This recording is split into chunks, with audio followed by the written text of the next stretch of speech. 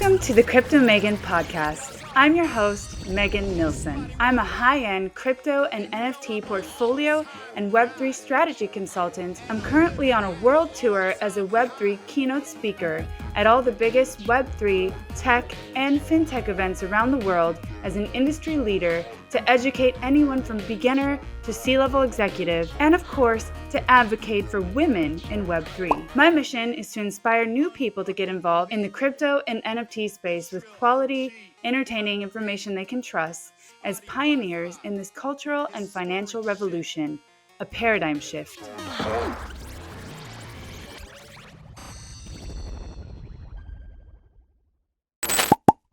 Communication in Web3 is highly fragmented and frustrating. Users have to check various channels to stay up to date with their digital assets, sifting through thousands of spam and notifications. This is why we created Ethermail, the first Web3 email solution. Welcome to the Crypto Megan Show. My name is Megan Nilsson. I'm your host for today, and I am at Bitcoin Miami 2023. It is absolutely amazing. I have a very special guest for you today and a company I recently partnered with because I'm so excited about the product they're putting out. I'm here with the CEO and founder, Bobby Lee of Ballet Cold Storage Wallet. He's also a best-selling author, The Promise of Bitcoin. And we have an action-packed show for you today. I cannot wait to introduce him. Bobby, thank you so much for being on the show. Thank you, Megan. It's great to be on your show. Yeah, excited. Yeah, so we're here at the Bitcoin Miami show, and I must say, your booth is one of the most popular. Yeah, a lot of foot traffic. Yeah, we have a very great team helping us promote and talk about our cold storage solutions. Right.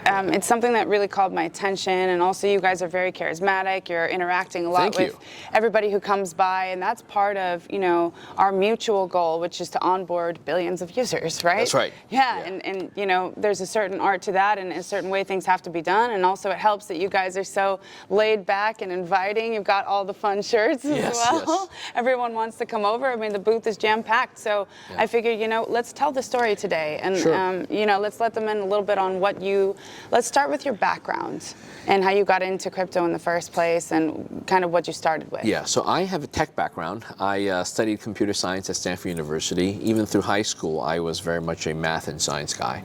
So for me, engineering, computer science was a natural course, natural selection to major in, and I studied at Stanford.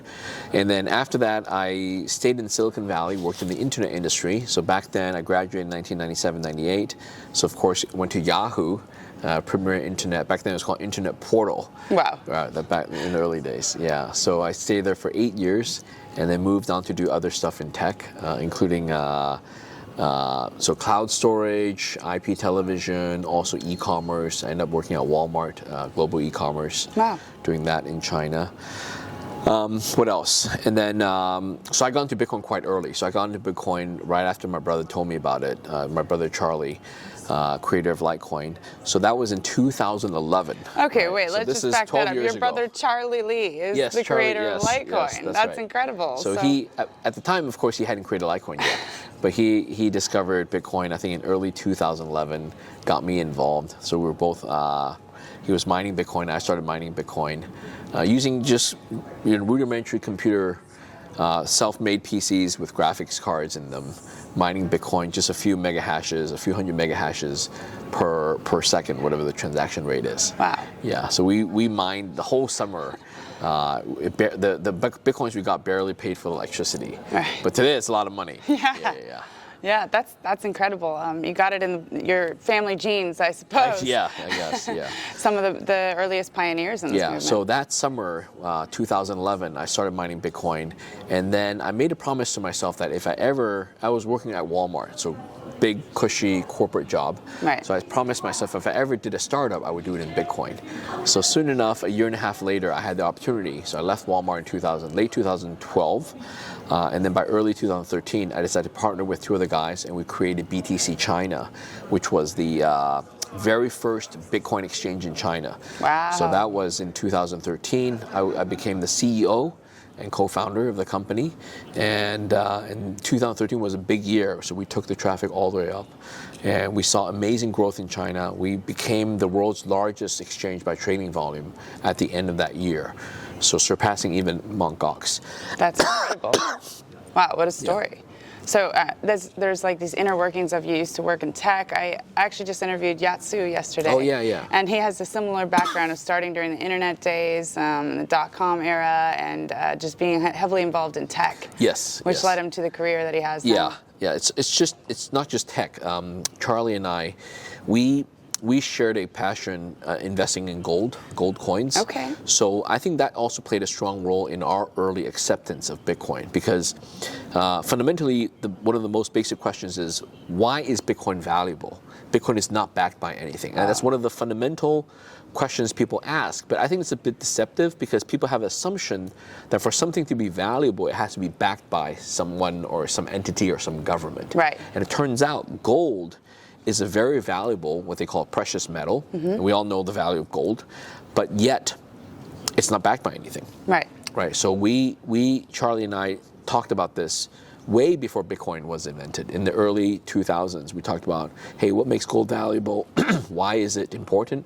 Why do countries hold it? Yeah. Right? If it's not backed by countries, but why do they hold it? It's because in the end, it's an asset class that is limited in issuance and has special properties that make it very fungible and usable as money. Right. And that makes it valuable. To a certain extent. I just saw something with Mark Cuban is like, if you hold gold, you're an idiot, because... in comparison to Bitcoin now, of course, and Bitcoin so now is much we've better. evolved to here, and he's like, what are you going to do, shave off a little bit of piece of it if you need to pay somebody for something? And so gold is no longer as good as... gold is, in my opinion, not as good as Bitcoin, and like many others think that as well. Yeah. But to understand gold and now to understand Bitcoin, those are the stepping stones, if you will. Right, of course, and Bitcoin is now the portable digital property. Absolutely. Which is, very much easy to move around. And, one of the questions I get from clients a lot that they can't wrap their heads around is, there's no output. It's not like a company. What is it producing? Oh, I see. It's not producing physical good. Like, people who are trying to understand the value, who are maybe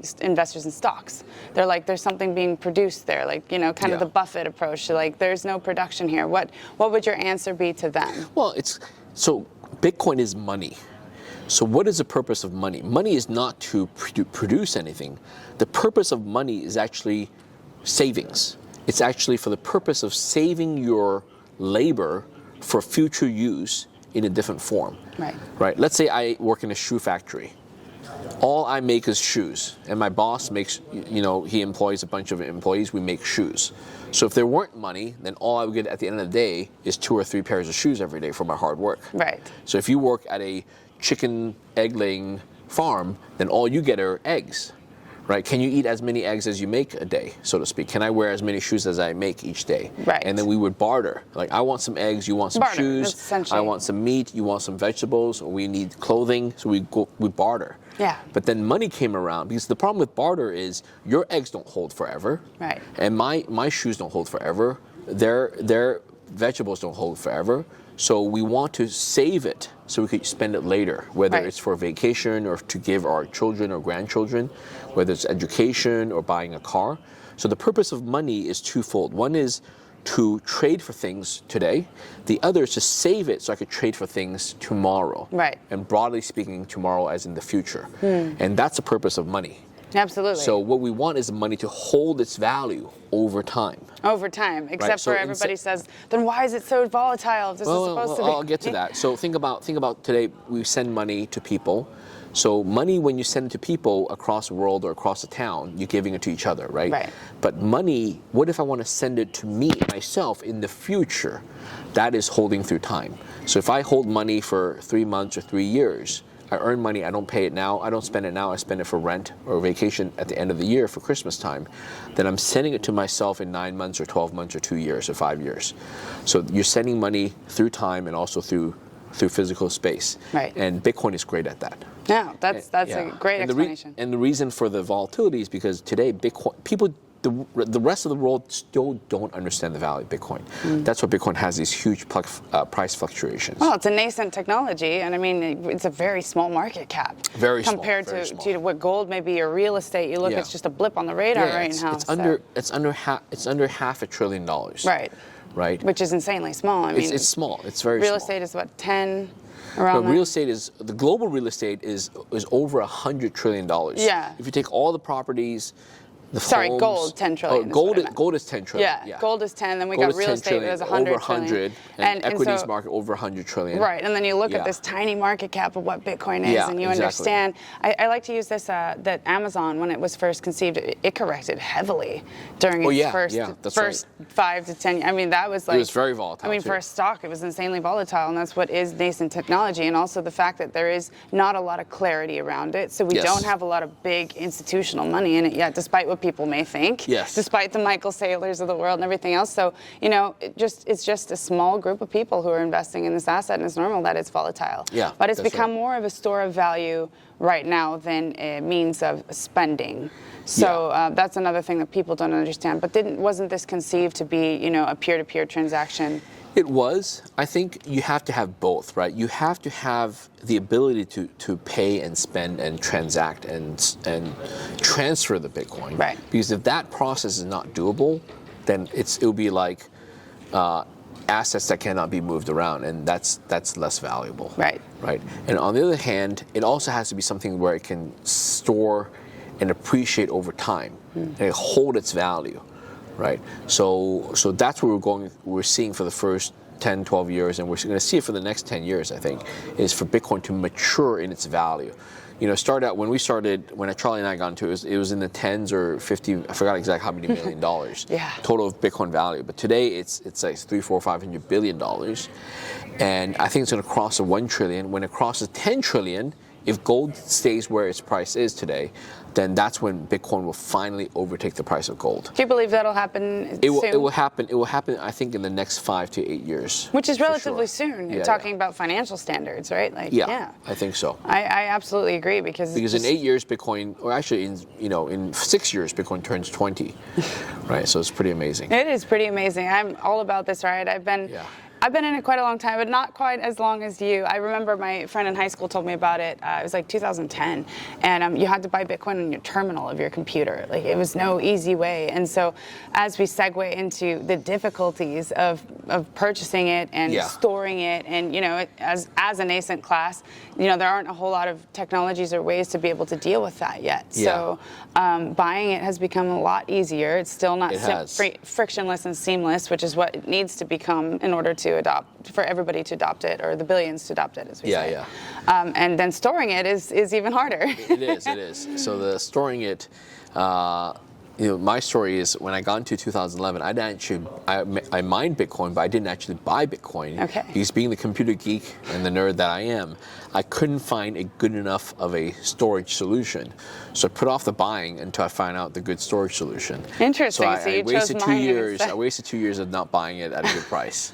But nonetheless, I think so. My first startup, BTC China, BTCC.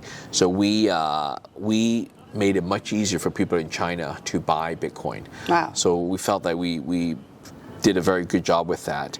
And for my second startup, now I'm tackling the storage side. How to basically, for storing Bitcoin, the old approach was to store it with a custodial, like an exchange. Right. So with BTC China, our customers store it with exchange. And I saw firsthand the issues and difficulties, both for the company and for the consumers, in terms of storing it on an exchange platform. So that's why after selling the company in 2018, this time with Ballet, I dedicated myself to do a company that's completely about self-custody. So my company, we never touch customer assets.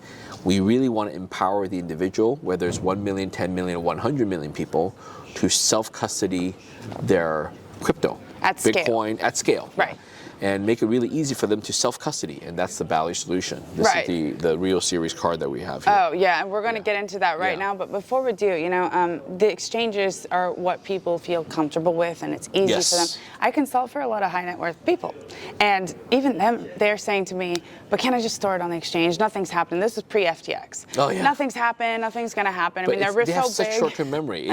Things happen since MT Gox. Exactly, you know, but they weren't around then. They're new. And there's so many, every wave there's new people coming in, nothing's happened in the last and so 2 years. I'm looking at him and I'm like, so this has happened across, you know, several bigger clients of mine. A lot of clients, and it's just, I'm just going to leave it there, it's fine. And then I said, well, what if something happens to exchange, and what do you do? Nothing's happening. They're too big. They've been around for years. It's all these kind of things. And I said, no, but that's not the idea of this. Not even complacency, just like it feels comfortable and safe to them too. Yeah. It feels safe to them because they are not managing it, and therefore they can't mess it up. So then I said, no. They don't appreciate the complexities. Yes, because absolutely. by not managing it, they don't really see the risks. And I tried to explain to them, it's just a piece of paper. It's a paper note. It's an IOU. If you have your crypto on an exchange, and we need to get that off, and but it's then the next step of, oh my God, it's very overwhelming to people. It is. So yeah, actually, and several of my clients have told me that I have very different views of security. Like that I'm too concerned with the security of this, and I think it's twofold. I think that they can't imagine how this could evolve over the years and how valuable it could become, and B, just the complexity of things do happen all the time, and we do see this. There are things that are unfolding all of the time that you say, hey, look, we should have stuck to the principles, which is not your keys, not your crypto, right? So even Celsius, I remember last show, I politely told them that I could never put my clients, help them to get their money on there, because we need to control our money. And if you had your money in Celsius, if something happens to them, they go down. And in fact, they did. 3 months after we discussed it, and I told them I can't do that. So this is back to the principles. It's back to the principles of controlling your own money. That's what this was designed to be, not just another bank within the crypto world, right? So we were talking about this earlier, you and I, about non-custodial solutions. Self-custody solutions. Self-custody, and so cold storage is what I use, and I've been using. We discussed Ledger a lot, and Ledger is a wonderful product, but it's very complicated for most people. It is. I use it myself, Ledger. Right. And I have 2 degrees in computer science, and I've been in tech all my life, so I can figure out how to use a Ledger. Right. I know how to set it up. I know how to do backup seeds properly, and I know how to install the mini programs on it and pair it with my computer program, computer software, and plug in the cables and do all that, and also memorize the passcode, right? That's next level. I mean, that's a lot of words. But it's not suited for the mass market. Right. And that's why even recently Ledger just announced a recovery service, which has been very controversial. Very controversial within the people like us, who I've been very deep into crypto a long time, and I use Ledger as well, and so I've got my whole security protocols, and I'm fine with it. But when I try to walk clients through this, it's hard to be at scale that way, and they're afraid of messing it up, and in fact, oftentimes they do, and there's nothing we can do about it. Sometimes they don't even know about it until it's too late. Right. They mess it up during the setup stage, or they mess it up later, but they don't know about it until the day they say, oh my gosh, let me go to the backup, and then the backup doesn't work. I used to work at EMC, a data storage company. Now it's acquired by Dell. And one of the key tenets back there, it's about data backup and all that, data storage and backup. One of the key insights there is that they say a backup, when you do a computer backup of your hard drive, your computer, whatever, server center, the backup is actually not valid until you've restored from it, until you've tested the backup. Interesting. So let's say you spend days or hours backing up data. Right? It's actually not done until you pull the data all out again and check to see if it was there. And how many times do you do that? No one does that. That's the thing. Unless you're an enterprise, unless you know about this principle, no one does that. They just back up something, and they think it's safe. And the reality is, it could be safe, or it could be faulty, right, where the backup screwed up. And I think all of these fears are kind of what keep people from getting involved in the first place. It's just they're so afraid of messing things up that they think, like, what's the point in even getting involved if I could mess this all up and lose it all? That's right. So just to clarify, Ledger is a wonderful product. I use it. It's great. It's my favorite on the market for certain things, but I'm obsessed with finding easy solutions for people. My mission is to onboard help onboard the next billion users. What I say is Ledger has good geek security.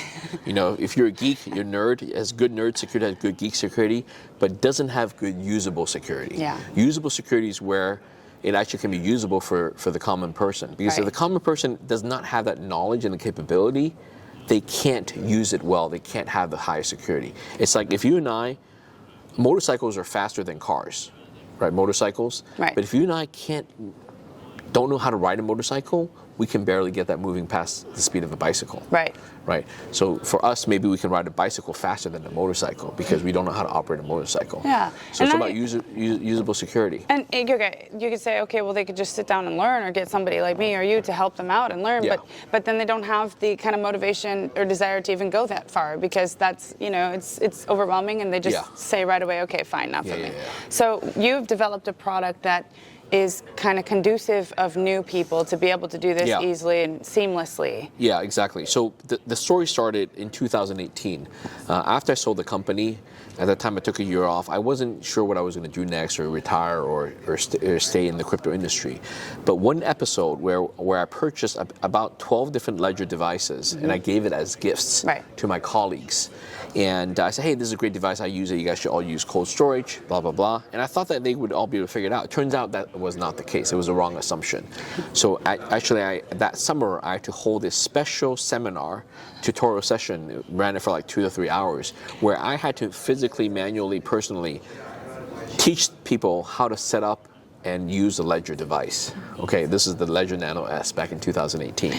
And from that episode, I realized, wait a minute, even though crypto had been around for 8-9 years, and I've been in crypto at that time for 7 years, I realized my mission is not done, because there's so many people out there for the next 100 million, the next 1 billion. How are they going to use and store their crypto in self-custody? Right. Again, not relying on an exchange. Cold storage. Right, cold storage on top of it. Yeah. How are they going to do cold storage and self-custody if the state of the art is a device that's so hard to use and so hard to set up? Right. Yeah. So that's why I decided to create Ballet. Our mission was to create a cold storage, has to be self-custody, has to be cold storage, where people can easily use it. And the amazing thing about Ballet is there's no setup. Right. You get this, you buy this, and then it's ready to use. There's no need to back up anything. This card is the bearer asset, physical bearer asset. So whatever you load Bitcoin on here becomes a gold bar. So if you load $1,000 or $10,000 worth of crypto, and by the way, we support multiple currencies, over 1,000 different currencies and NFTs, this becomes a physical bearer asset. So it becomes a gold bar worth $10,000 or $100,000, or even just a few $100s. Only much more portable than that much gold, right? Exactly. And much easier to maneuver. And the social contract is don't lose it. Right. If you want a solution where you can lose it willy-nilly with good backup, then don't use this. Right. So you this have is choice. an alternative. You have your choice. Exactly. This is an alternative in the market for people who feel that they want to.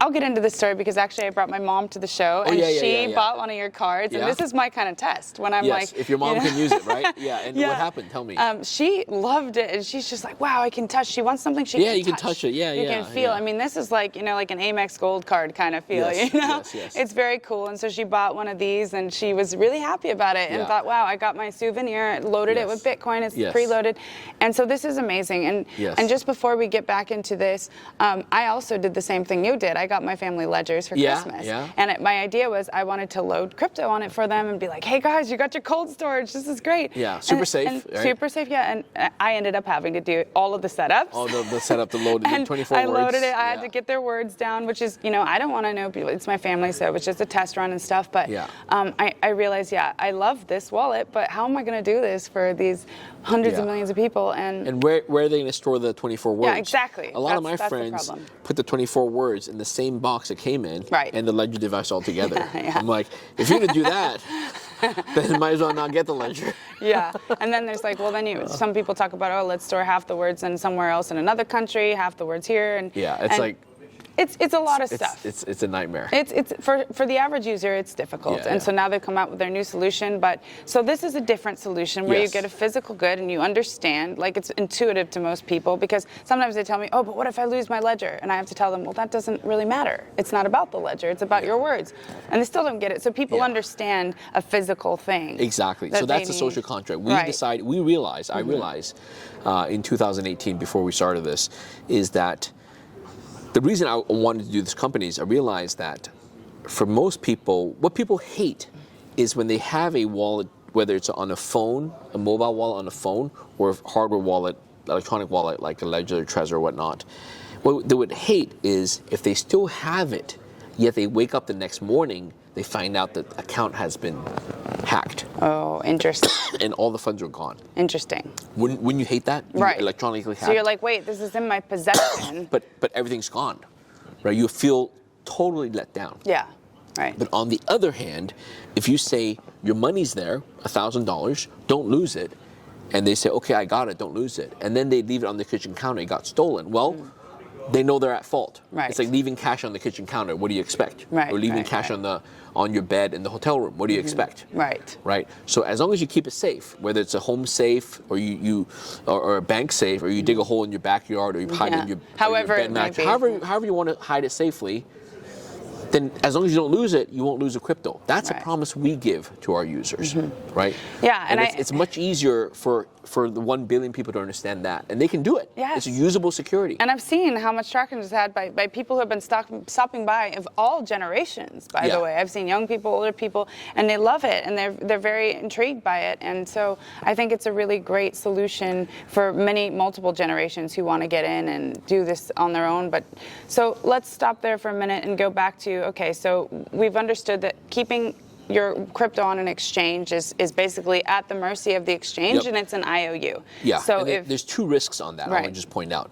Exchanges can go down, like Mt. Gox, like most recent FTX, Right. and there'll be more, by the way. There'll be more exchange blowups. Absolutely. Okay, so exchanges themselves can go down. And secondly, is even if the exchange doesn't go down, let's say Coinbase, it hasn't gone down. Right. But the reality is your account can get hacked. So plenty of people have had their Coinbase accounts get hacked, even though Coinbase, the institution, is a publicly listed company. It's very well and functioning. Right.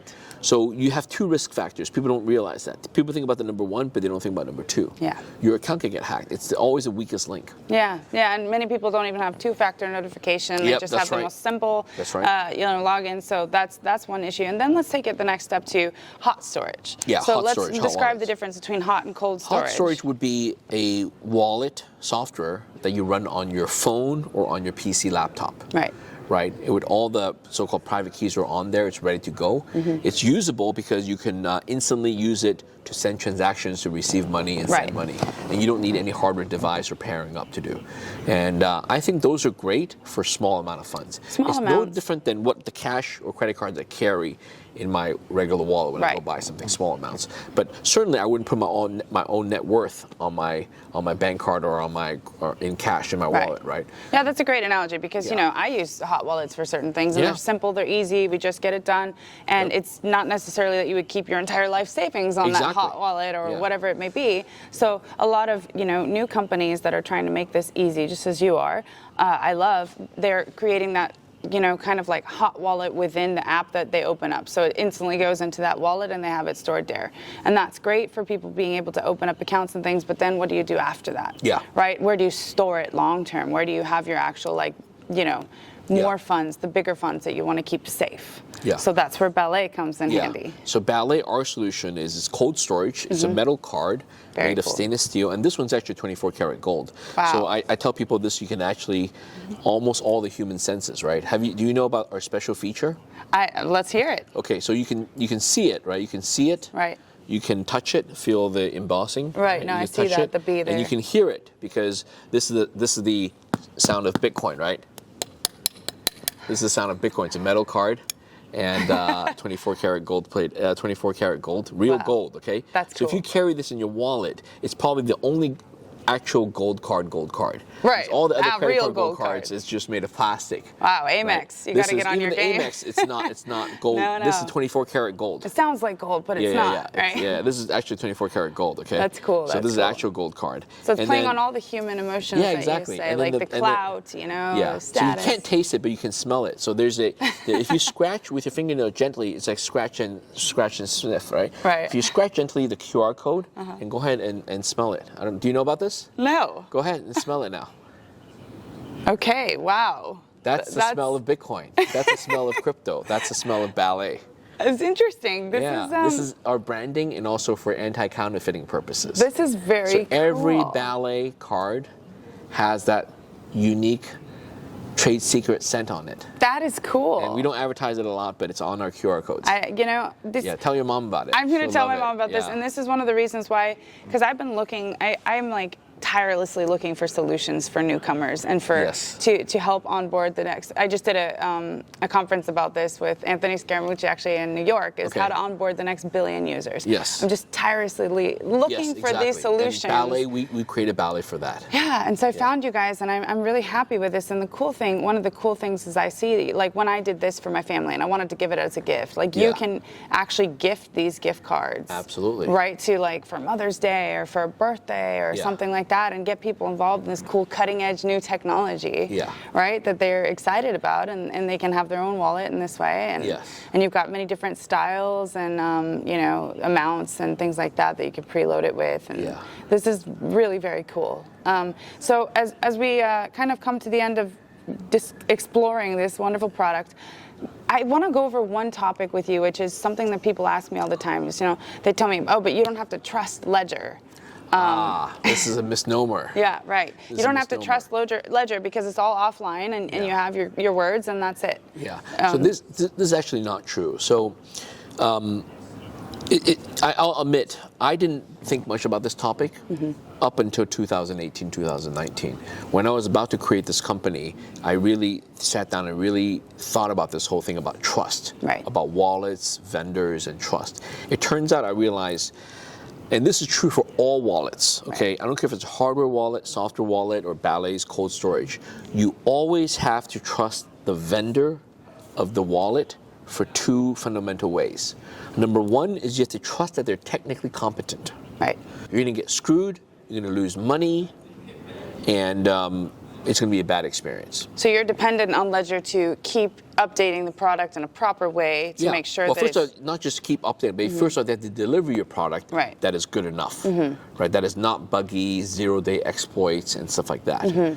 Okay, and then further, you have to, because they use software and all that, you have to trust that their future software, the Ledger Live and all that, and the firmware, the future firmware, will be updated in a timely manner in a way that fixes the bugs, and also the features are not introducing more bugs and backdoors. Right. Right. So we're getting very technical here, but you have to trust that, right? And there are cases where some companies release a firmware patch and actually made things worse. Right. Okay. Introduced more bugs and more backdoors and stuff like that to patch it again. So that's why many hardware wallets, not Ledger, but some other ones that go unnamed, they have a lot of updates, and they've had a lot of problems where funds are lost or get hacked. Right, even the web wallets, software wallets. Right. Recently, there's a recent wallet. I think Trust Wallet had an issue. Yeah, I where remember that. So it's very sad. They use a bad software for the entropy generation, and hackers figured it out, and they could sweep all the wallets. Right. Right. So you have to trust that they're technically competent. It wasn't their intentionally fault, right? Of course. So that's It's number one, trust. not usually intentional. Yeah. But Number one is that they have to be technically competent. Number two is you have to trust that they're not evil. right. Meaning that they have a good heart, good intention. They're not out to steal user funds. Right. Because even if they're technically competent, but they're evil, they can get you. There's no fooling around. Like That's- many wallets, they offer, for example, open source their firmware. You could read the code. Now, just because they open source it doesn't make it secure. That's also a misnomer. People say, oh, is it open source? It must be secure. No. Yeah. Open source is only secure if a lot of people review it. It stands the test of time. Right? If some random new wallet company comes out and open sources software, it's not going to be secure on day one. So you have to trust that they're not evil, Right. backdoors. But the problem with open source is, even if they're open source, it doesn't mean, if they're evil, it doesn't mean that the version that's running on the device is that version that you saw on open source. Wow. Right? Because they could update it with a newer version with more backdoors and more evil stuff. Right. Now, I'm not accusing of anyone doing that. No, I'm but just there are thinking you got possibilities to do that. we need to run through as users of these devices and understand what the complexities are behind these. Yeah. And so Ledger's clearly demonstrated that they're on a wonderful path, and they're helping so many people, and I love their product. But so is there any way to get around this trust, or what do you think is the I don't think there is. I don't think there is. It's true in the physical world too. When you go buy Coca-Cola, a bottle or a can of Coke, you trust that the brand, you trust that the bottle or the can is actual Coca-Cola from the actual factory, that it's not rat poison. And then or we're doesn't getting have into rat like poison. real conspiracies by the end of that. If Yeah. you can't trust that, then No, what is seriously, life anyway? seriously, right? I don't know Yeah. if it's a bottle of Tylenol, Yeah. Coca-Cola. If you go to drive through McDonald's, you got to trust, right? Whether it's the companies, the food, all that. And that's the world we live in. Right. That's And there why, can be... That's why they're brands, right? Yeah. The reason a brand exists is because it's been trusted over years and years and years. And for Ballet, we're building that brand, right? We're starting with a great name, because it's Ballet. the same for Ballet. Absolutely, we're building that brand. First of all, it starts with myself, my brand, my personal brand. I've been in crypto for 12 years. When I started Ballet, that was 4 years ago. At that time, I had 8 years of crypto experience. Now I have 12 years of experience, and I'm preaching about Bitcoin and cryptocurrency. And Ballet starts with a great name, and now we're 4 years, and one day will be 5 years, and one day will be 10 years. Right. And that's how we build the trust. And Ledger's doing the same thing. Trezor, everyone's doing that, right? Yeah. Well, coming from a person that's building their name in the space as well, and my number one thing is reputation, and the people who I do these discussions with and I partner with. I want to be sure I can put my brand behind them to as far as the extent possible, right? And so for me, that's super important that you guys have that transparency and that you're out here personally here talking to the people and explaining these things. Very few. You don't see that much wallet companies or exchange company where the CEO comes out and meets the customers and there's a public face, right? A lot of times the CEO hides behind or the CTO hides behind. They're anonymous. I think it's terrible. It is terrible. I mean, you want to build up the brand, the image, the trust, and you won't get these next billion people in if they don't have somebody to see as the face behind the brand. Or That's right. They need to. This is so new and so scary to so many people that we need to do as many steps possible to get them to understand that we're here for the long run and we want to help. Yeah, and people always ask me, why should they trust Ballet? I'm like, because I want to ensure, I've ensured that the Ballet system, all the how the security works and all the key generation, the BIP38 protocol, I've ensured through the best of my knowledge and experience that it really is rock solid. Right. Because if it weren't, I wouldn't endorse it. I wouldn't have started this company. I wouldn't be able to sleep at night. Right. But I've been sleeping well for the last 4 years, and I can tell you. Well, that's a good sign. Yeah, we're one of the first. We're one of the only wallet companies, crypto storage self-custody companies, to say proudly that over the last 4 years, not a single user has lost money. That's amazing. Either due to hacking, and most importantly, or due to user errors. Right. Right? A lot of times you might have because hacking actually is not a big percentage of loss. It's not. It's phishing. It's phishing. It's human error. It's human errors. Yeah. It's humans I've always either said that. making errors due to phishing or humans making errors due to their own missteps. Or they're impulsive, playing on that sense of urgency. Yes, I mean, exactly. That's where the hacking comes from. I always say this too. It's not actually hacking that's happening. It's human more, errors. people just making mistakes. And we've lowered the bar to the security to make it truly usable. So as long as you keep this safe in cold storage and don't lose it, you will not get hacked and you will not lose money. Right. Right, and I'm very proud of that. And I don't think any wallet company can come out and say that, right? No, that's there's incredible. So many recent companies that have had issues, people losing money and all that. Yeah, the only case where you can lose money is if you lose a card. Right. Or if and you're making that apparent. This is a different we way. tell people straight up, don't lose a card, or to use it to spend money. Once you put money in here, crypto in here, how do you get it out? Right. You have to peel the sticker, the top part, and there's a yellow sticker underneath with a different QR code. And if you scratch off this bottom strip, and you'll have numbers and letters underneath here. Okay. So the two pieces of information: what's below the sticker and what's underneath this QR code. What's underneath the QR code and what's below the scratch off. Those are the two critical pieces of information. What we call the private key entropy. Okay.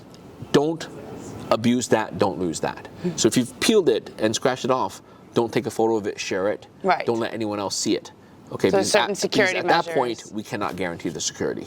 Okay. So as long as you don't open it, as long as you don't lose it, you will not get your crypto lost. And that is the guarantee we give. That's amazing. That's a Ballet assurance. Yeah. And you see, it's all about finding the solution that's right for you. You can diversify across many different wallets. You can have that sense of, security in your own wallet storage and your own strategy. But I think, this is an excellent wallet to add to the collection and to add to the diversification, and for the people that want this kind of solution, this for me is one of the number ones. I mean, this is incredible. And for a few $100s, this is perfect. For a few thousand, you can choose to use this or not. Yeah. And if you have millions, by then you shouldn't just use Ledger. You should, Ledger or Ballet or whatever. You should use different products, right? Yeah, like a diversification. A combination of several things. Exactly. Right? Yeah. Millions of dollars. Yeah. So I just am so glad that we got to talk today. There's a lot of really cool plans in the works. I know I'm going to be making my own ballet cards with the company to distribute. I'm super excited about that. Yes. And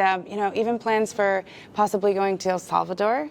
Great. Yes, because I have had amazing, some yeah. relationships there. We met the ambassador last year here, and so I see, as we discussed a little bit with part of the team, that there was a certain percentage of people that didn't download the wallets in El Salvador because it was too complicated. Yeah. So we thought that maybe this would be an interesting solution there for maybe the older generations that it's more difficult they can for. hold crypto, hold their own Bitcoin in their hands. Yeah. So many countries across the world can use this. I'm super excited to see the evolution and the trajectory of your guys' journey. It's been really cool already, and I'm so glad that we got to talk today. And thank you so much for being on. Thank you, Megan. Thanks. And so, before we go, what can we expect from you? And you just wrote your book, Yes. The Promise of Bitcoin. What's next for you in the evolution of your career now? So I'm a big Bitcoin fan. Some people call me a Bitcoin maximalist, and I don't shy away from that.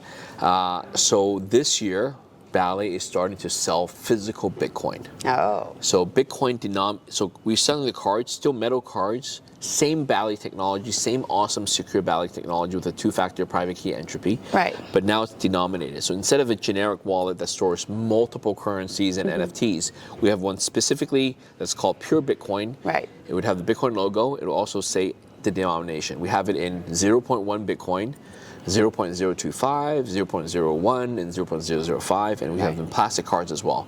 So we will sell them loaded with Bitcoin, and unfortunately it's not available to the whole world yet. We're starting with the US, and it's available in about over 24 states. We're initially piloting this, and then over time, as we get more licenses to sell this across different states with money transmitter licenses, then we'll sell to more customers in the US. So that's now, a cool, for the first time, people can buy Bitcoin directly from Ballet. Go to bitcoin.ballet.com. Okay. Because if you think about it, now what do you tell people? They say, I want to buy Bitcoin, I'm interested. They have to go to an exchange. Right. And they have to do a registration, KYC. They have to buy the Bitcoin, place an order through the order book, and then they have to then wait a few days and then withdraw the Bitcoin onto they have to buy a separate wallet to withdraw the Bitcoin onto it, right?